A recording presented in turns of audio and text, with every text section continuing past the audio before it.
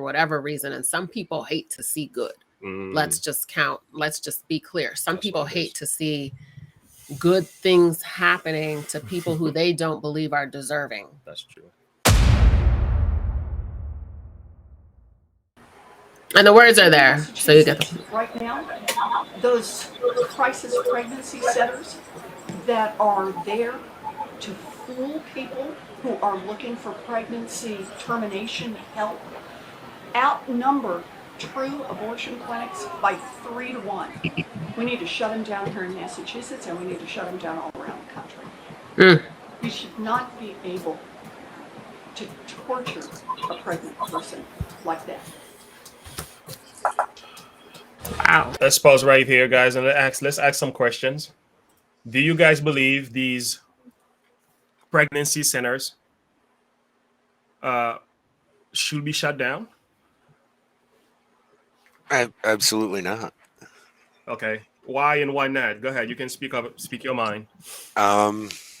Quite frankly, it's because it gives the opportunity for life, number one, first and foremost, a life that God created.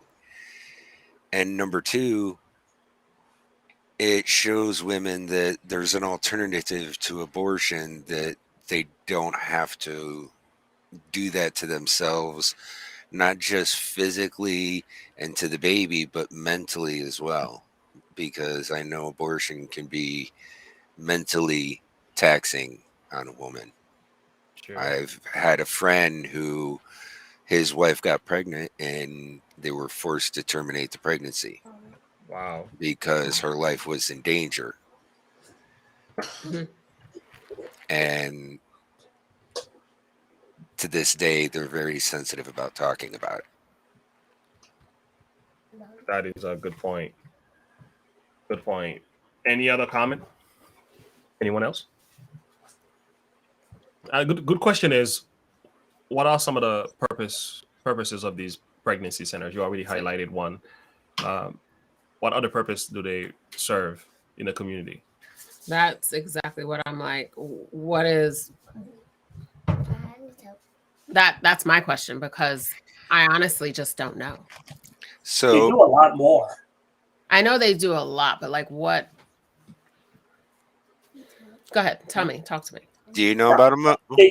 They do a lot more. They do counseling. They do resources, monetary resources. They do. They just do so much more. They don't. Of course, we're heavily involved with one here in our area, and the last thing they mentioned is to keep the child. So they first attack the core of the problem. Then they work the way out to then, through counseling, maybe change the mind. Not like not like a business deal. If not, maybe to remove some of the misconception, maybe some of the back counseling that these young ladies are receiving from family members or even their own significant other. So by the time they get to the child, then they're already preaching the gospel, which should be priority. But they're emphasizing the beauty and the sanctity of life. That Yeah, I appreciate that. Thank you so much, Mo. To add on to what he was saying, it's not just that they do that; they also go on to help the women through. If they do decide to keep the baby, not like put it up for adoption or other means, they then decide to also help with like showing them what direction to go to get like WIC, get like help with stuff like that for the baby, specifically for the baby. Yeah, thank you guys. I just never really. I've heard of Heartbeat International, and I've heard of CareNet. I'm sorry. So I looked it up, and it's a crisis pregnancy center, sometimes called a pregnancy resource center, is a type of nonprofit organization established to persuade pregnant women against having an abortion. In addition, CPCs generally provide peer counseling related to pregnancy and childbirth, may also offer other non-medical services such as financial assistance, everything these two gentlemen just said. And They provide testing, sonograms, and other services. And then the other part that I thought was interesting, CPCs are typically run by Christians who adhere to a strictly social conservative viewpoint, There we go. and that they often operate in affiliation with one of the 3 nonprofit organizations that I had mentioned, CareNet, Heartbeat International, and Birthright International. So if they're staying true to what their foundational principles are as to why they function, I don't think they should be shut down. I think those with the 3-to-1 rate of abortion probably need to do some restructuring, some remodeling, there needs to be some questions asked as to why their abortion rates are higher.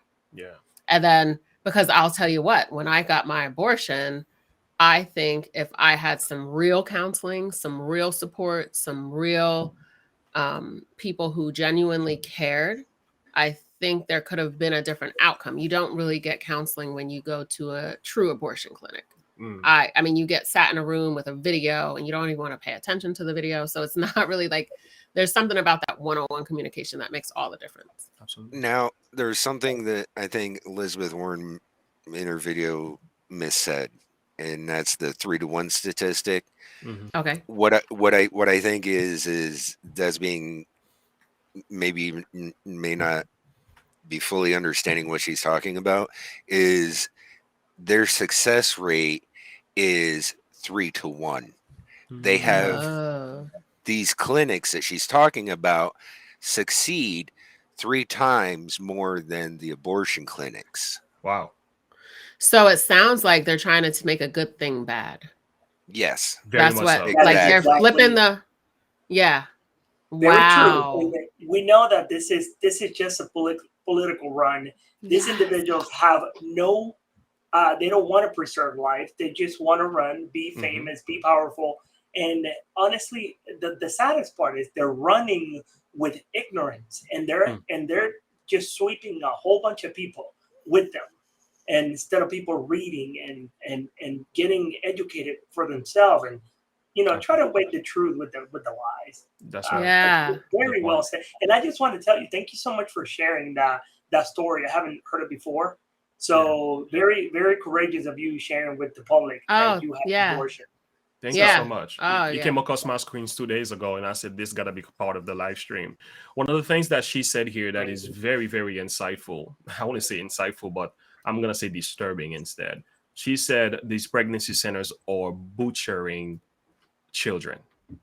And I said, how is that butchering children? She said torturing. Yeah, let me see. Let me play it again so I'm not misquoting what she's saying here.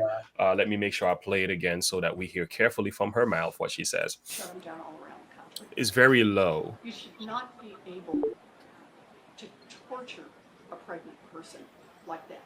Okay. Wow. So she said torture a pregnant woman. And I asked a number of questions. How is pregnancy center torturing pregnant women in comparison to what happens at abortion clinics? Yeah, I think what's interesting is that you'll see that at an abortion clinic, yeah, you go in and you go straight for it and you get exactly done what you're going for. But the long-term ramifications of that are the torture. And then if you go to one of those centers, yeah, you might have it up and down, and you might be going through an emotional roller coaster of the difference happening in your world. If the father's not there, if you don't have financial assistance, if you don't, so you might be dealing with those woes of the circumstances of life. And if you do lose your baby or whatever happens in the process, those are things. But it sounds like you have a strong support system to help you navigate through that versus being here, hearing the vacuum, seeing the baby particles come out, and then having to leave like, what did I just do? Yeah. Like, so. Yeah. Good point. Well, the thing is that you got to understand is people like Elizabeth Warren and people who think like her think that these people go to these places and just badger these women and badger them until they finally change their mind. And that's not what they're doing. They're not doing that at all. They're just like, hey, before you go in there, before you take that step, before you take that leap, before you sign on that paper, think about what you're doing. Take the time. Maybe there's an alternative, and here's that alternative. And they're reaching out a lifeline to these women. It's That's not awesome. torture. Yeah. Far from it. You're Yeah. pretty much opposing their decision, but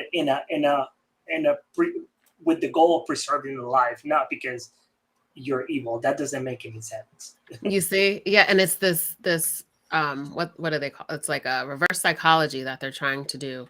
And it's really sad because I can see because not only me, but I know many females who have had abortions, and it's later in life when it hits you hard, and you really can have some mental duress there, versus this is like, if you say, hey, you guys talk to me about all this stuff, I don't want it. You can still go you can still go for option B, and maybe it'll be later in the time or different things. But it's just, to me, when you it's like comparing apples to oranges, trying to say that we need to shut down the pregnancy crisis centers when they, for what they stand for, is absolutely what this world needs. It's a great Jason. Yeah. And it's like Richard Hicks says, they're calling good evil and evil good. Oh, you stop! Listen, you stop right there. You stop that's right there, the Darth verse. Vader. You stop right there, Back Vader. How dare you take my verse from me? Isaiah 5 verse 20. Woe unto them that call evil good and good evil. That was Richard that said it. That is amazing. I didn't even look at Richard's comment either. It just came to my heart, and Darth Vader and confirming it. Yeah. Thank you so much for that. And he says they put darkness for light and light for darkness. They put bitter for sweet and sweet for bitter. So there is really a serious confusion of how people determine what is right and wrong in our society today. And I think these pregnancy centers are standing for good cause based on what we're talking about. And to call them evil is really evil from you. To call them evil, they are standing for a positive cause. I'm certainly sure there are some who might not always do it right.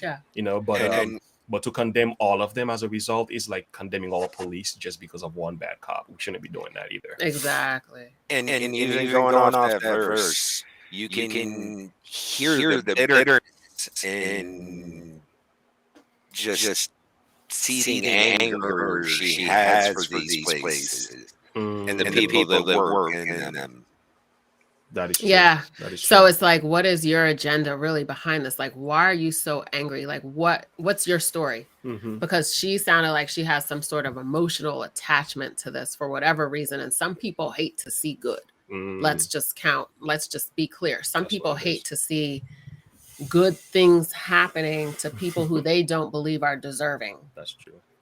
And I can't speak to why she was so passionate and so forceful with it. Like you said, it could just be a political thing. It could be anything. I have no idea, but I'd like to know where I want her to explain torture.